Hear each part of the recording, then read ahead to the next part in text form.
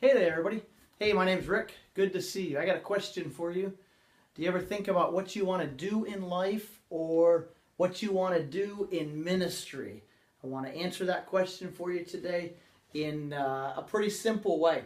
I don't think that our career is that difficult. I don't think what we should do in ministry is that difficult. This is why I believe that. I believe that because God has gifted you in very special ways, in very important ways. And because he's gifted you like that, he's also given you a way to use it. Let me read in the Bible, Romans 12. It says, we have different gifts according to the grace given us. And then it goes on for the next two verses and tells us, lists a bunch of gifts. Prophesying, teaching, leadership, management, giving. All these gifts, and in other places in the Bible, they're there even more. He says, whatever your gift is, use it. If he says wherever you're gifted, you need to use it, there is definitely a place where he's called you to use that gift. So here's the two groups of people I hear from often that bring this teaching out a lot. One group of people is a person who said they have a job, they're doing fine and stuff like that, and they say, listen, I want to serve people. I want to serve the Lord. I want to use something of me to bless others. I want to serve the church. I want to serve people. I want to serve the region. How do I do it? Where do I fit in? That's one group of people. The other group of people ask the same question, a little different, is usually people between the ages of 16 and 25 in there, somewhere in there, and they say, what am I going to do for a career? What am I going to do? What am I going to do? What am I going to major in college? What kind of job am I going to get? Basically they're asking the same, similar question. The answer is the same. Here's the answer that I give them all the time, and I'm telling you, this works. Ask yourself three questions. Here they are. The first question you ask yourself is, what is my passion? I mean, what do I like to do? What do I like to do? There are things that you really like to do. There are things that you hate doing. Ask yourself, what do you like to do? The second question you ask yourself is this. I'll put a little line here. Second question to ask yourself is, what am I good at? What am I good at? What can I do really well? You know, there are just things you can do really well. Now, unfortunately, we're getting in this world where we're caught up with, because we want to be humble and all that stuff, and that's all good.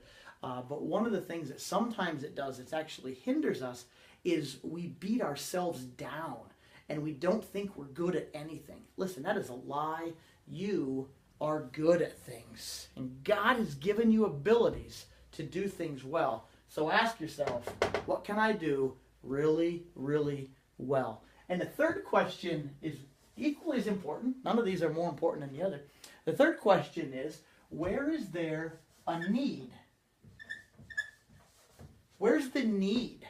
Or if you wanted to take it into the career, you're choosing a major in college, and you're saying, I'm going to major in this. Please ask yourself this question. Are there any jobs available? Maybe the other question would be, can I make money doing it? I'll get it really practical. These three things, if you can answer all three of these, you have a great way to minister, and you'll be so satisfied with the gifts and calling of God in your life. And if you're looking to choose a career, you'll have a satisfying career. I always try to think of this, that, you know, when I talk to young people and they're choosing what they're going to major in college, or what their job is going to be, what career they're going to be, I said, just remember, you might be doing this for 40 years of your life. Please make sure that you like doing it. And so here's how this works. Let me take it in two ways. Let me give you one as a ministry standpoint, and then the other as a career standpoint. You have a passion. Let's just say you love to sing. You love to sing. You love it. And let's just say that you're really good at it. You're excellent at it. Okay, now ask yourself this. Is there a need for it? And maybe in ministry you say, yes, there absolutely is a need for it. I could join the worship team. I could lead this group of people in worship.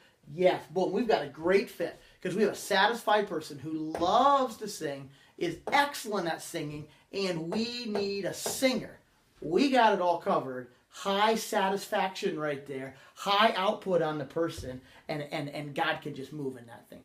Now, let's take that same thing and see if they can do that for a career. Hey, it worked for that. Okay, they like singing. Yes, they love it. Hey, they're pretty good at it. They're really good at it. Okay, well then great. Let's just get a job in it. Well, they're out there, but not that easily done. So you got to be careful. Be looking at this and when you're looking for a career. Because if you have something that you love to do and you're really good at, but there's no job and no money in it, that's not a problem. Just don't choose that as your career. If you love doing it and you're really good at it and there's no job, well, you know what you have? You have a hobby. Hobbies are awesome. You should have lots of hobbies, but it might not be your career. You should have a lot of hobbies. Hobbies, high in passion, high in being good at it. You don't even worry about this when it comes to a hobby over there. Let's see it in how it works in a job force. Let's just take a teaching profession. It's a pretty basic profession we all understand. Okay, this person over here they love two things. Let's say they love numbers and they love math and they love teenagers. That's their passion. Okay, they're also really good at organizing things, speaking in front of people. They're really good at it. Okay, now, here we got another thing. Hey, we need math teachers, and you can have a career as a math teacher. High here, high in this area, satisfied worker who will do extremely well. My friends, take this, share this with people, share it with your kids. The kid who starts in 8th grade looking at these things, all three of these things, is going to be so much better heading off to college than the one who never thinks about this. Don't just look at this. I have known young people who found out there was a job in a certain field. They could make money at it. They said, I'll become that. Well, guess what? They hated it, and they were lousy at it. Don't do that. Have them all three line up. That's how you fulfill the calling God has in your life, and that's how you can serve Him the best way, both in ministry and your career. Have an awesome day.